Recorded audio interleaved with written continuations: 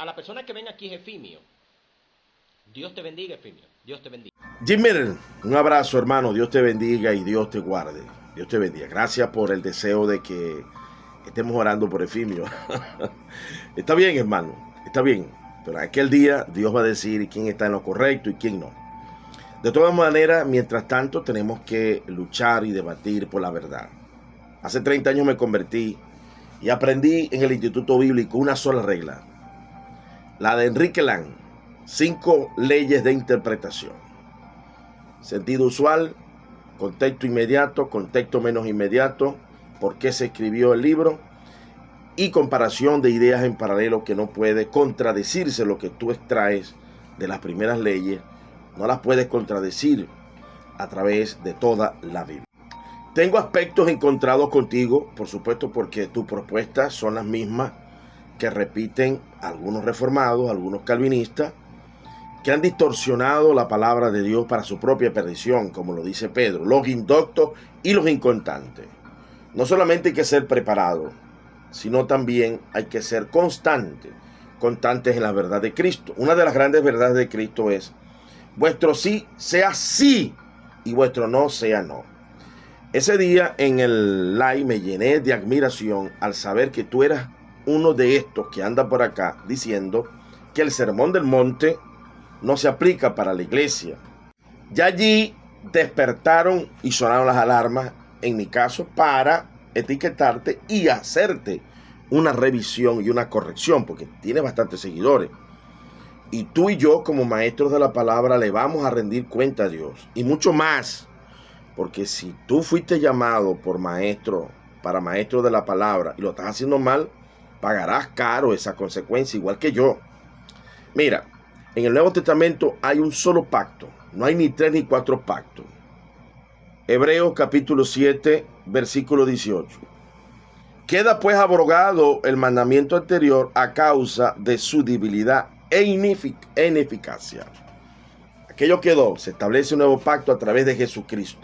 Si el sermón del monte no va, el sermón del llano y la parábola de Jesús no va, ¿qué hacemos con esta palabra y a qué se refiere? Fue la pregunta directa que te hice para desmontar todo sesgo de una mala y perversa enseñanza de hacer ver que en el Evangelio hay varios pactos o varias etapas. No.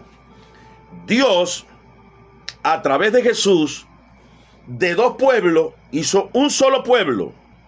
Si tú dices que ya el sermón del monte no va, ¿a qué se refería Pablo en primera de Timoteo capítulo 6? Te lo pregunté ese día que no me contestaste. Si alguno enseña otra cosa y no se conforma a las sanas palabras de nuestro Señor Jesucristo y a la doctrina que es conforme a la piedad, está envanecido y nada sabe. ¿Qué palabras? Si alguno enseña otra cosa y no se conforma a las sanas palabras de nuestro Señor Jesucristo. Quiero que me expliques a qué se refiere Pablo con las sanas palabras de nuestro Señor Jesucristo. ¿A qué se refiere Juan cuando dice, el que se extravíe y no persevera en la doctrina de Jesucristo no tiene a Dios? Me lo vas a explicar por la Biblia. La Biblia se explica por la Biblia. Quinta regla de Lang: ideas en paralelo, enseñanzas en paralelo, testimonios en paralelo. También me vas a explicar a qué se refirió Pedro cuando dijo en el capítulo 3 de segunda de la carta a Pedro, antes ven que sea en la gracia y en el conocimiento de nuestro Señor Jesucristo. Quiero que me expliques qué es conocimiento de nuestro Señor Jesucristo para que no sigas repitiendo el disparate que Corazón de David lo anda diciendo también por allí. Que el sermón del monte, cual anticristos, andan sacando la doctrina de Cristo dentro de la iglesia. Entonces, por eso que te etiqueté los videos para que hagas tus revisiones, porque eso es grave. Te convierte, si tú sigues enseñando eso, te convierte en un anticristo en contra de las palabras de Jesús. Me vas a tener que explicar a qué se refirió Pablo cuando dijo que las palabras de Cristo abunden en ustedes. También me lo vas a explicar, por favor. Dicho sea de paso, estamos encontrados. Tú crees que la salvación no se pierde. Yo sí creo que la salvación se pierde. Son 2 puntos que estamos encontrados, porque no podemos enseñar 2 cosas. Por supuesto, la doctrina de Cristo, en las parábolas, sí se enseña que la salvación se pierde. Vas a leerte el capítulo 24 completo de Mateo a 25 y vas a ver que el siervo que no se cuidó, que las vírgenes que no cuidaron y el que escondió el talento y aquellos que descuidaron la bondad y la atención se perdieron. Pero vas a decir que eso es para Israel. Si crees la basura esa de que el Sermón del Monte no es para la iglesia, ¿cómo vamos a hacer si Jesús dijo que la salvación y la vida eterna era conocer al único Dios verdadero y a Jesucristo? ¿Y cómo conocemos a Jesucristo si no es a través de su historia, a través de sus enseñanzas? Eso por un lado, para que vayáis a tomando nota, porque yo sé que tú eres un hombre de tomar nota. Sermón del Monte otra vez. Jesús dijo que los falsos profetas y los falsos maestros los vamos a medir por los frutos, Es lo que dice también el apóstol Judas, que vendrán muchos que van a ocasionar divisiones. Dice, estos son los que causan divisiones, los sensuales, que no tienen al Espíritu. Cirilo en el año 431 trajo muerte, dolor con un dogma, con un silogismo. ¿Tú sabes lo que es un silogismo?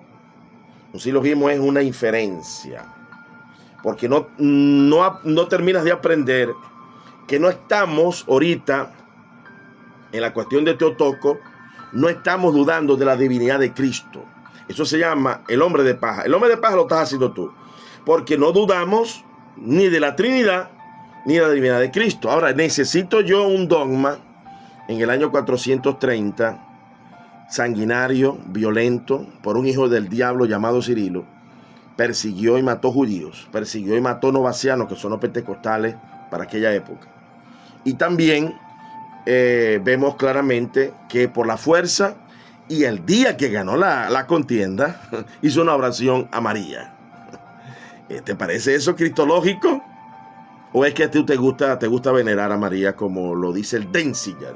Que el que no adore a María sea anatema. Eso lo dice la Iglesia Católica. Y Cirilo, precisamente, el que no aceptaba a Teotocos, era considerado anatema. ¿Te gusta ese fruto? Tú has venido al Zulia, que es el estado del planeta Tierra con mayores imágenes de María. Eso es lo que hizo Teotocos.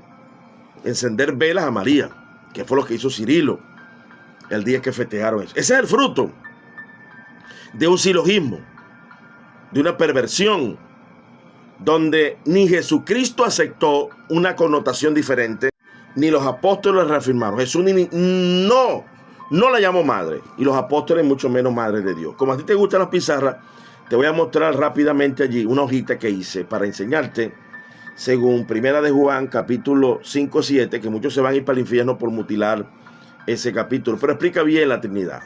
Primera de Juan, capítulo 1, 5-7. 3 son los testigos que dan testimonios del cielo: el Padre, el Verbo y el Espíritu Santo. El Verbo es Jesús. Estos 3 hacen un solo Dios.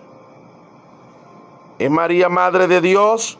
No. Recuerda que Jesucristo dijo: vuestro sí sea sí, vuestro no sea no, porque de lo que esto no proviene, de mal procede.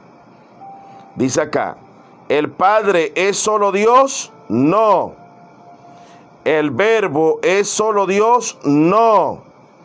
¿El Espíritu Santo es solo Dios? No, porque 3 son los que dan testimonio en el cielo: el Padre, el Verbo y el Espíritu Santo. ¿Padre es Dios? Sí. ¿El Verbo es Dios? Sí. ¿El Espíritu Santo es Dios? Sí. ¿María es madre del Verbo? No. María es madre del Verbo encarnado, un misterio grande de la piedad. No es madre de Dios. Charles Hodge dijo: es chocante llamar a María madre de Dios. Samuel Vila, en el diccionario enciclopédico: no es madre de Dios. Francisco La Cueva: no es exacto llamar a María madre de Dios. La vamos a llamar nosotros Madre de Dios. ¿Te vas a hacer católico?